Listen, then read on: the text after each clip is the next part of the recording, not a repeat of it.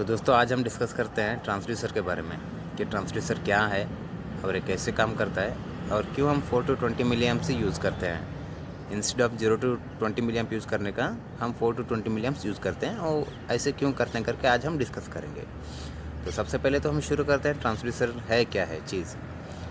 Transducer एक ऐसा device है जो फिजिकल क्वांटिटीज़ को इलेक्ट्रिकल सिग्नल में कन्वर्ट करके हमको डीसीएस को ट्रांसमिट करता है, जिसको यूज़ करके हम कंट्रोल रूम में सारा सिस्टम का जो पैरामीटर्स है, जैसे मान के चलिए एक ऑयल टैंक है, उसके अंदर एक क्वांटिटी का एक ऑयल है, कितना क्वांटिटी है, अगर वो फ्लो करता है तो कितना फ्लो कितना है, कितने प्रेशर पे फ्लो कर रहा है और उसका टेम्परेचर कितना है, ये सब हमको बैठे बैठे कंट्रोल में देखना है बोले तो हमको फील्ड में ट्रांसड्यूसर इंस्टॉल करना पड़ेगा। तो सबसे पहले कैसे काम करता है बोल के सोचेंगे तो जो हमारा फील्ड इंस्ट्रूमेंट रहता है उसका जो आउटपुट है हम इसको ट्रांसड्यूसर को एज अ इनपुट देंगे और ये वो जो फिजिकल क्वांटिटीज़ का जो आउटपुट है उसको ये एनालाइज करेगा। एनालाइज करके क्या है हमको 4 to 20 milliamps signal generate करेगा और कंट्रोल रूम को ट्रांसमिट करेगा, जिसके कारण हम कंट्रोल रूम में बैठे बैठे ये देख सकते हैं कि अभी प्रेशर कितना है, टेम्परेचर कितना है, फ्लो कितना है करके हम मॉनिटर कर सकते हैं कंटिन्यूसली। तो वही बात जो हम अभी फिजिकल इंस्ट्रूमेंट जो हमको क्वांटिटीज़ जो दे रहा है इंस्ट्रूमेंट ट्रांसड्यूसर को जो वैल्यूज़ जो दे रहा है वो कैसे काम करता है बोले तो जो हमारा ट्रांसड्यूसर जो है उसका जो 1 to 5 वोल्ट उसका रेंज रहता है डीसी, वो वही 1 to 5 वोल्ट में उसको खुद को एनालाइज करके उसी वोल्टेज में उसको सिग्नल को ट्रांसमिट करना होता है। तो अभी जो सिग्नल को जो ट्रांसमिट करेगा अगर वो वोल्टेज के फॉर्म में है तो क्या है, जो कहीं कहीं पे देखिए आपका जो कंट्रोल रूम है फील्ड इंस्ट्रूमेंट से ज़्यादा दूर रहता है, कहीं कहीं पे पास में ही रहता है। तो इससे क्या है जैसे आपका डिस्टेंस बढ़ता जाएगा तो आपका जो वोल्टेज जो है ड्रॉप होने का चांसेस रहेगा, जिसके कारण क्या है आपको एक्यूरेट सिग्नल रीच नहीं हो पाएगा कंट्रोल रूम में और आपको एरर दिखा सकता है। तो इसीलिए क्या है हम 4 to 20 मिली एम्प करंट के फॉर्म में हम क्या है सिग्नल को ट्रांसमिट करते हैं, क्योंकि इसमें कुछ ऐसे ड्रॉपिंग का कोई फिनोमिना देखने के लिए नहीं मिलता है। तो इसीलिए क्या है हम कोई भी हमारा जो सिग्नल है 4 to 20 मिली एम्प्स के रेंज में हम ट्रांसड्यूसर से कंट्रोल रूम को सिग्नल ट्रांसमिट करते हैं। तो दोस्तों आपके फील्ड में एक ऑयल का टैंक है, कंसिडर कीजिए उस ऑयल टैंक के अंदर एक क्वांटिटी का ऑयल फिल हुआ है, अभी सिस्टम में कोई फ्लो नहीं हो रहा है। तो सिस्टम में फ्लो नहीं हो रहा है, आप उस सिस्टम में एक ट्रांसड्यूसर फिक्स करके रखे हैं।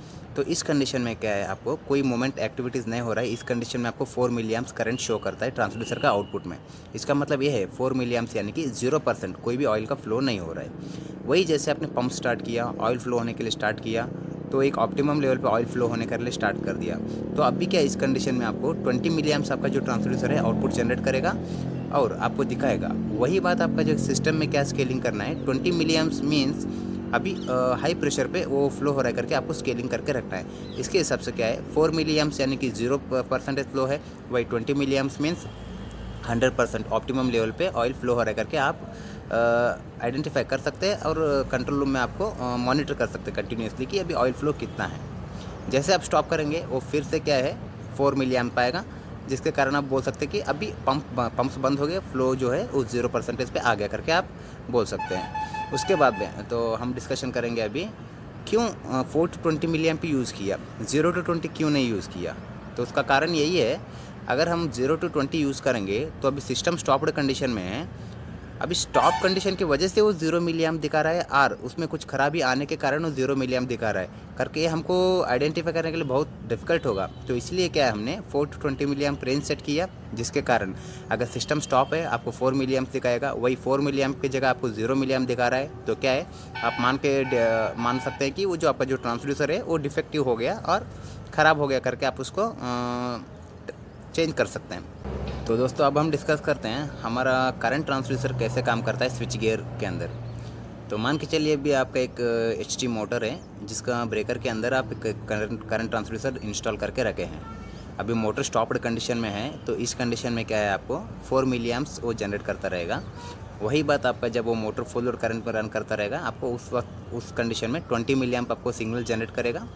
उसके अकॉर्डिंगली हम क्या करेंगे जो हमारा डीसीएस सिस्टम के अंदर 4 मिली एम्प्स मीन्स 0 एम्पियर, वही 20 मिली एम्प्स मीन्स मोटर का जो फुल लोड करंट पे वो रन कर रहा है करके हम आइडेंटिफाई कर सकते हैं। अभी ये ट्रांसड्यूसर को काम करने के लिए हमको क्या क्या इनपुट्स देना है। एक तो देखिए, जो आपका जो आउटगोइंग जो केबल्स जो जा रहा है, उस केबल में आपको सीटी इंस्टॉल करना पड़ेगा, करंट ट्रांसफार्मर, जिसका जो सेकेंडरी करंट जो है, सेकेंडरी वायरिंग जो रहता है, आपको सीधा उसको ट्रांसड्यूसर को देना पड़ेगा। और वो ट्रांसड्यूसर को वर्क करने के लिए 220 वोल्ट डीसी ऑक्सिलरी सप्लाई देना पड़ेगा। ये क्या है, ये ऑक्सिलरी डीसी सप्लाई और सीटी का जो फीडबैक लेके उसको एनालाइज करेगा और हमको 4 to 20 milli amp signal generate करके डीसीएस को ट्रांसमिट करेगा in a form of current. 4 to 20 milli amp के फॉर्म में हमको सिग्नल ट्रांसमिट करेगा। उसके अकॉर्डिंग हम सिस्टम में स्केलिंग कर सकते हैं कि अभी मतलब 4 मिली एम्प्स आ रहा है तो मोटर स्टॉप्ड है। जैसे आपका मिली एम्प राइज होता जाएगा वैसे आपका जो करंट का जो स्केलिंग है वो भी इंक्रीज़ करते हुए आपको मिली एम्प के अकॉर्डिंग आपको वो करंट शो करेगा। Thank you.